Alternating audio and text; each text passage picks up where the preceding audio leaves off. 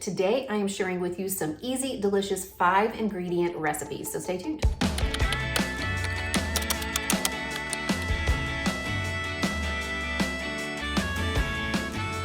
This video is in collaboration with Abby over at Simplified Savor, and Abby and I actually have a lot in common. Abby has 3 young children, and she comes from a teaching background. She was a teacher and now a YouTuber, and that's the case with me as well. Abby lives in Texas, I live in Oklahoma, which, let's face it, is almost the same thing. And both Abby and I make a lot of videos in our kitchens showing what we are making for our families on a budget, or to save time, or just to make meals that our kids will eat, that our family will enjoy. So when you're done watching this video, be sure that you go over and check out Abby's video on the same subject, 5-ingredient meals. Let her know that I sent you, and I will leave a link to her video in the description box below. If you are coming over from Abby's channel, I'm so glad that you're here. I'm Mindy. I'm married to my husband, Daniel. We have 3 children who, at the time of this video, are 12, 9, and 8. And like I said, a lot of my videos happen here in this kitchen, and they revolve around what I am doing to save money, or to save time, or just to find a way to feed my family in a creative way. So I hope that you enjoy this video, and I hope that you also maybe stay a while, take a look around, see if there's something else here that you are interested in watching. And if you like it, I would appreciate that thumbs up to appease the algorithm, and consider subscribing. Click that little notification bell so you know when new videos are coming out, because I don't always post on the same days and the same times. For this recipe, I am using 2 red bell peppers. These are pretty large. I'm using 1 package of potato gnocchi. This is just the standard, 17-ounce package. I'm gonna use about half a cup of this pesto, which is about half of this jar, 1 cup of half and half, and 1 package of smoked sausage. Smoked sausages are fully cooked. I am going to use this smoked chicken sausage with spinach and feta.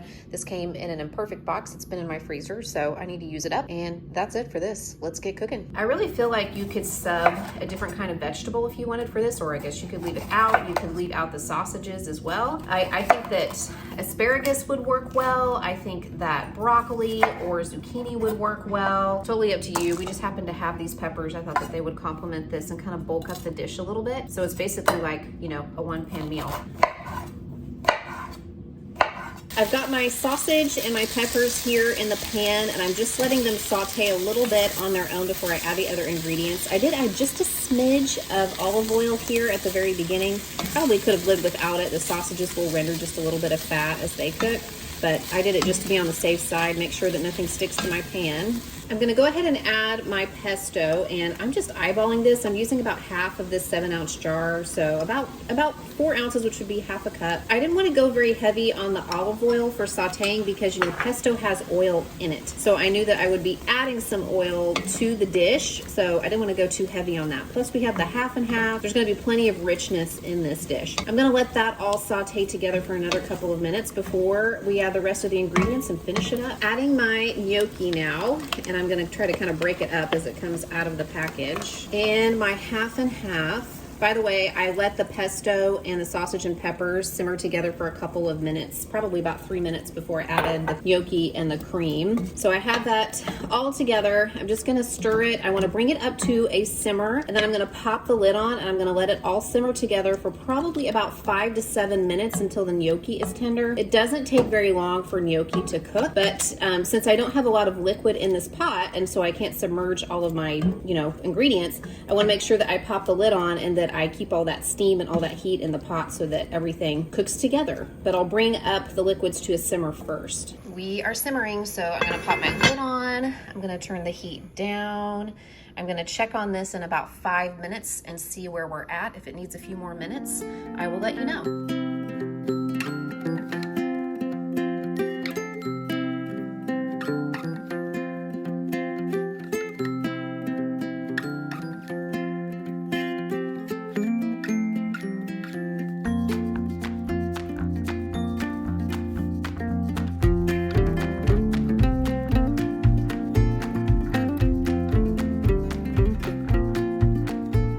I did this again, you guys.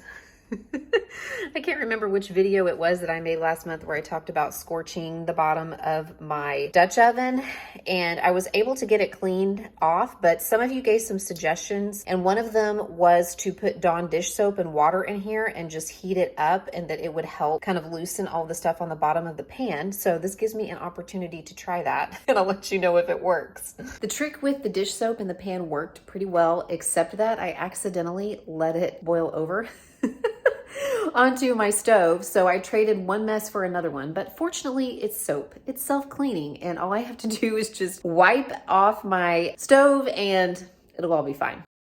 In some of my recent videos, I have shared ideas for single serving lunches or dinners, recipes that serve just 1 or 2 people. So I thought that I would put one in this video as well. And I thought it would be fun to try the TikTok mayo ramen that I have been hearing so much about. And a lot of the recipes I see for this, they use a Japanese mayo called Kewpie mayo. I don't have any of that, so I'm just going to use regular mayo. Everything I've read says that that's okay too. It'll just have a slightly different taste and texture. I'm also going to use 1 egg and a little bit of minced garlic and 1 packet of ramen. To make this, I'm going to take my seasoning packet out of the ramen, and I'm going to go ahead and cook the ramen on the stove for about 2 to 3 minutes with a little bit of water. And while that is cooking, I'm going to put together the sauce that we're going to mix with the broth and the noodles. So I've got about a teaspoon or so of minced garlic, 1 egg, and about a tablespoon of mayo, but I just eyeballed it. Then I added the seasoning packet and I stirred that all together. Once the noodles were done cooking, I cooked them for about 3 minutes. I added some of the broth to my egg and mayo mixture and stirred that together. And then I put the rest of the noodles and the broth into the sauce. And I think the idea behind this is kind of like the idea behind carbonara. Like the heat from the broth and the noodles actually cooks the eggs and heats up the sauce. And it makes this just really creamy, delicious, filling, rich ramen. I have to say that this was just absolutely fantastic. I enjoyed this so much, and I will definitely be using this little trick again. Plus the egg and the mayo, I think, just adds a little bit to it so that it feels like it's more filling. I also put a little bit of steamed broccoli with mine because we love vegetables. I like to eat vegetables at all meals if I possibly can. So this was delicious. Can highly recommend it. Only took a few minutes, and I will definitely be making it again. I am changing up the dinner plan tonight because it has turned into an incredibly busy day, and it is already almost 4 o'clock and I still don't have dinner started, and we're getting ready to head out of the house for a few activities, and it'll be after 6 o'clock when we get back. So I am going to actually do something that I do fairly often whenever I'm in a bind, and I am going to use this 2-ingredient dinner hack right here. This is a rotisserie chicken, and this is a carton of prepared dip. This is the bacon ranch cheddar dip, but this trick works with whatever kind of dips you might have in your store. You know, they have some that are in the deli section that are already prepared, or maybe over by the sour cream. But what I do is I just take the meat off of the bone of the chicken and then I mix it with the dip. And one of the reasons why I like this is because I can use it in a variety of ways. We can eat it over baked potatoes, we can eat it over rice, we can eat it with pasta. We are actually going to have it on these croissants tonight, so it's going to be like sandwiches, which is fitting because we are having sort of an unseasonably warm day today, and this is something that we tend to do a lot in the summer. It's almost like a lazy ladies chicken salad.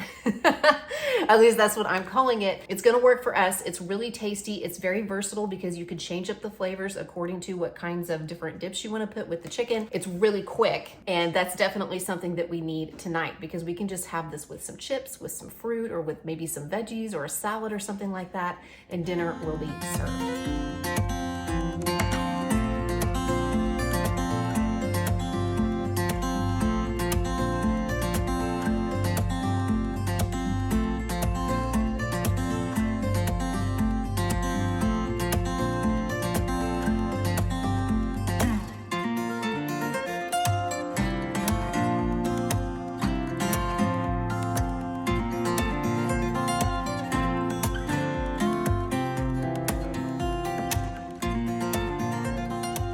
As I was perusing Pinterest one day, I saw this idea for a really easy carrot cake, or like a carrot cake bread that uses a limited number of ingredients. So I thought that we might try it out for this video. I will leave the original recipe that inspired this linked in the description box below. It does call for a couple of extra ingredients, and it gives some ideas for upgrades as well, but I simplified it to stay within the 5-ingredient threshold. I'm going to use a box of spice cake mix, 1/3 cup of oil, 4 eggs, and then 2 cups of shredded carrots, and the original recipe specifically said to shred the carrots yourself and not to use the pre-shredded ones that you get from the grocery store. And so I just used my new, like it's a cheese grater, but it grates other things as well. And that was really easy for me to shred up about 4 medium carrots. It also calls for a can of crushed pineapple, but I unfortunately got the 20-ounce can, and you really are only supposed to use the small cans, you know, the 8 to 10-ounce cans. And I troubleshoot that here in a little bit by just using less of what's in that can. So I'm gonna mix the cake together. I just poured the cake mix into a bowl. I added the eggs, I added the oil, and then it calls for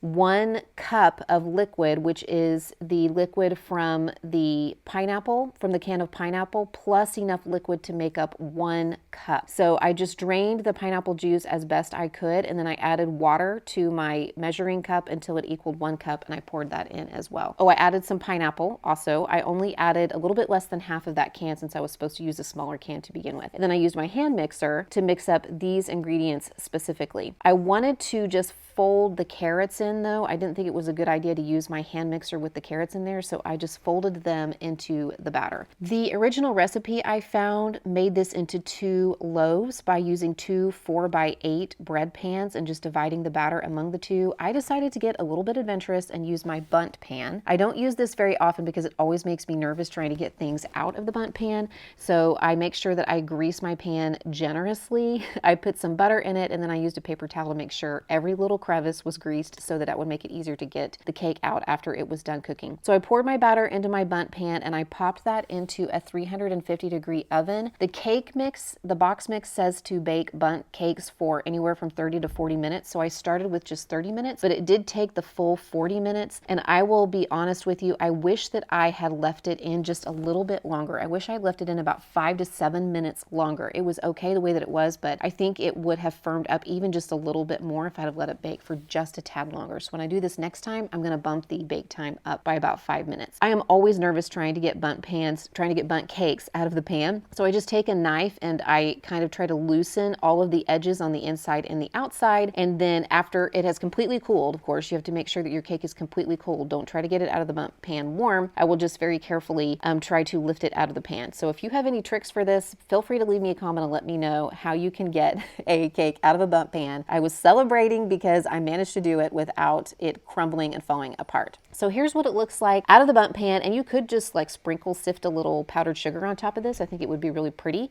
I'm going to go ahead and put some cream cheese frosting on this, so I guess this is a 6th ingredient, but I am going to make it look, you know, sort of like a nothing bundt cake by putting the frosting into a Ziploc bag, and I'm going to cut the tip off of the bag, and then I'm going to pipe the icing over the top of the cake so that it looks really pretty. This is something that I do occasionally whenever I'm making cakes in the bundt pan, and you could also put a few sprinkles on this. Obviously, if you are baking this in a regular cake pan or in a loaf pan, you can just ice it. You can add some chopped walnuts or pecans to this, totally up to you. We did enjoy this. Like I said, I wish I had baked it just a little bit longer because I felt like it was still just a teeny bit underdone on the bottom of the cake, but it was really delicious. Everybody ate it. It was especially good with a cup of coffee on a chilly winter afternoon.